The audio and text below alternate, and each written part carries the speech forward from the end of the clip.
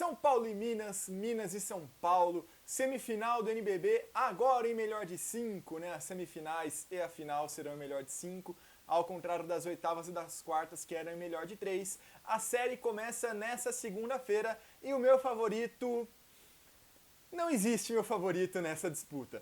Antes da gente falar sobre isso, já deixa o like nesse vídeo, se inscreve no canal e comenta aqui embaixo quem vai avançar para a grande final do NBB 2020-2021, se é São Paulo, se é Minas, se é em 3, se é em 4, se é em 5 jogos, quem vai pegar Flamengo ou Paulistano na final desse NBB. Beleza, galera? Vamos lá. Eu até comentava no vídeo do Flamengo e do Paulistano, né, que esse NBB foi um pouco mais previsível.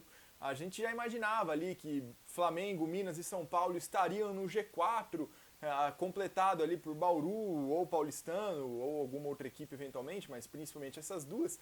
E foi mais ou menos o que aconteceu, né? Bem na ordem, inclusive, que eu imaginava lá atrás, com Flamengo, Minas e São Paulo.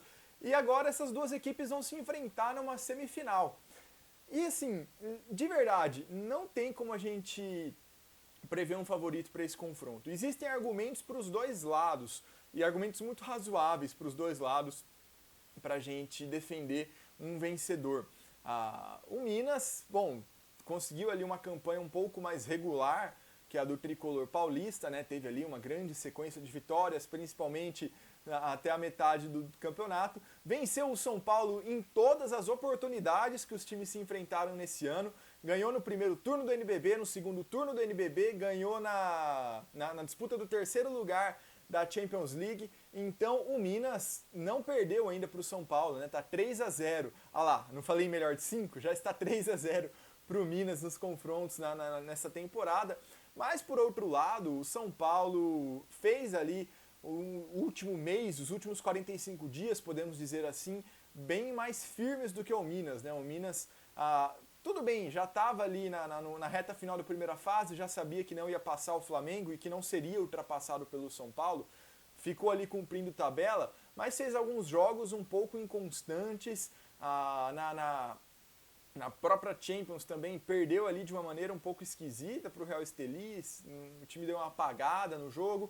Contra a Franca também permitiu um certo sufoco de Franca, né, que venceu um jogo, depois apertou em outro, mas o Minas acabou passando, só que de uma maneira menos tranquila do que eu imaginava, e o São Paulo não, né, o São Paulo conseguiu bater o São Lourenço na Champions, tudo bem, perdeu pro Flamengo depois, de uma maneira ali, até o time brigando entre si no meio do jogo, mas fez uma reta final de NBB bem interessante, bateu ali o Corinthians na semifinal com uma tranquilidade que eu não esperava, né? Se eu achava que o Minas passaria sem tantos problemas pelo Franca e que o São Paulo teria que suar a camisa para vencer o Corinthians, o que aconteceu foi o contrário.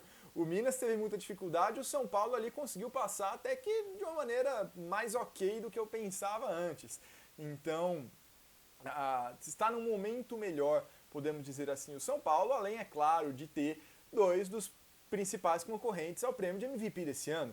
Jorginho, que já é o atual MVP, ganhou ano passado, a meu ver, deveria vencer essa temporada também. Tem o Lucas Mariano, que é um dos principais pivôs do ano, né? Um cara extremamente dominante ali tanto embaixo da cesta quanto pontuando de fora. É um pontuador de um volume muito alto, um aproveitamento muito legal também. Então são os dois ali principais candidatos a vencer o prêmio de MVP. E, obviamente, né, quando a bola sai da mão deles, a bola cai na mão de um Chamel, cai na mão de um Bennett, cai na mão de um Renan Lenz. Então também é um time que, para onde você olha ali, você tem problemas, né? Você não consegue enxergar muito, esse cara é o ponto fraco do São Paulo. Basicamente não tem. Então tem argumentos ali para os dois lados. Mas vamos lá, né? Primeiro falar... Nossa, a puberdade bateu pesado na minha voz agora.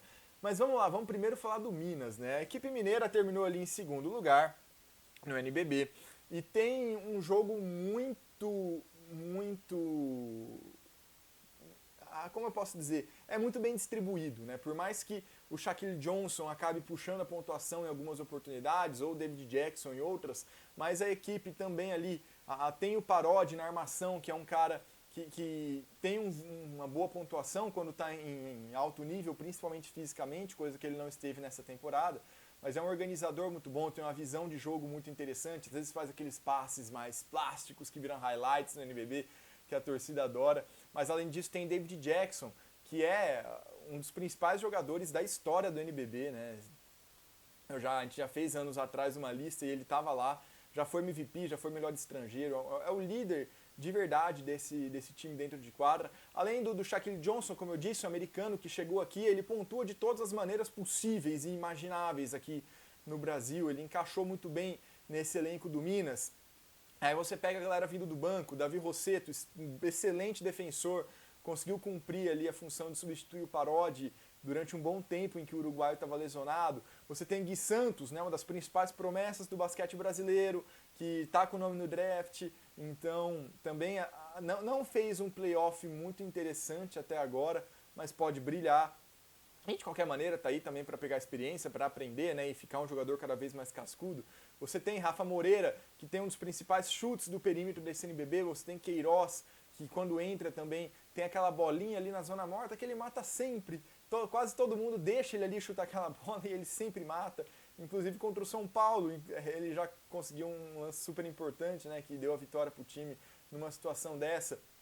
Chegando nos pivôs, você tem Nesbitt, excelente defensor para ajudar a conter, por exemplo, o Renan Lenz e Lucas Mariano, ou as investidas do Jorginho e do Chamel em direção à cesta e do Bennett. Você tem JP Batista. JP Batista, o que fez JP Batista, principalmente na Champions League contra o Lucas Mariano, é um pivô que conseguiu se sobressair contra uma das principais armas do São Paulo. Então é um elenco muito legal. Ronald também ganhou muitos minutos no segundo turno. É um elenco sensacional e é um elenco em que todo mundo participa, né? O São Paulo, a gente já falou isso, nem sempre todo mundo é envolvido, né? O Mortari acaba privilegiando os 5 que iniciam ali geralmente, não costuma rodar tanto.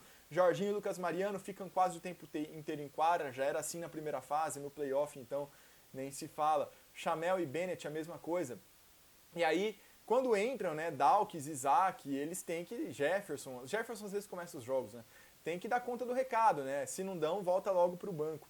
Mas é um elenco também que assim, obviamente, depende muito do Jorginho e do Lucas Mariano. As principais jogadas giram em torno deles, o maior volume de arremessos são deles.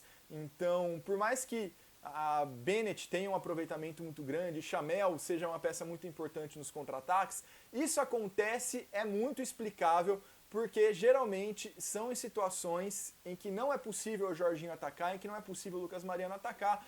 Às vezes a marcação dobra, às vezes eles não estão numa hora muito legal, numa hora muito quente. Eles abrem para o Bennett, que tem o melhor aproveitamento do São Paulo, ou para o Isaac, eles passam para o Chamel, às vezes depois de pegar um rebote e sair em contra-ataque. É mais ou menos por aí. O São Paulo é um time que não tem muito segredo. Tem muitas armas, mas a gente sabe mais ou menos a hierarquia. Podemos colocar assim, de como funcionam os arremessos lá dentro do São Paulo. Vai ser Jorginho, vai ser Lucas Mariano, se não der certo, cai para o Chamel, cai para o Bennett, ou eventualmente até para o Renan Lenz. É mais ou menos por aí, não tem tanto segredo assim. O São Paulo, tem gente que não vê isso com bons olhos. Eu acho um basquete muito divertido da gente ver em quadra, só que às vezes dá uns apagões, né? Foi assim, por exemplo, na Champions contra o Flamengo, foi assim em algumas oportunidades contra o próprio Minas durante a temporada.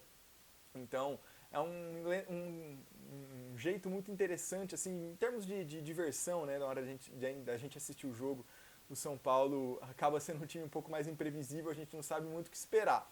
Mas vai ser um confronto muito equilibrado, são duas equipes que conseguem variar bem a maneira como jogam, e a maneira como jogam não é nem necessariamente a diversificação de arremessos, né, até porque isso iria contra o que eu acabei de falar do São Paulo. Mas são dois times que aceleram quando tem que acelerar, que cadenciam quando tem que cadenciar.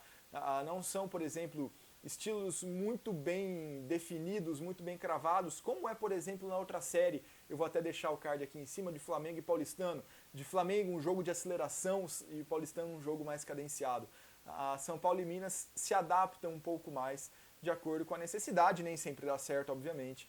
Mas vai ser uma série muito interessante. Eu aposto demais em 5 jogos. Eu não consigo falar em favorito. Por mais que o São Paulo esteja ele num momento um pouco mais legal do que o Minas.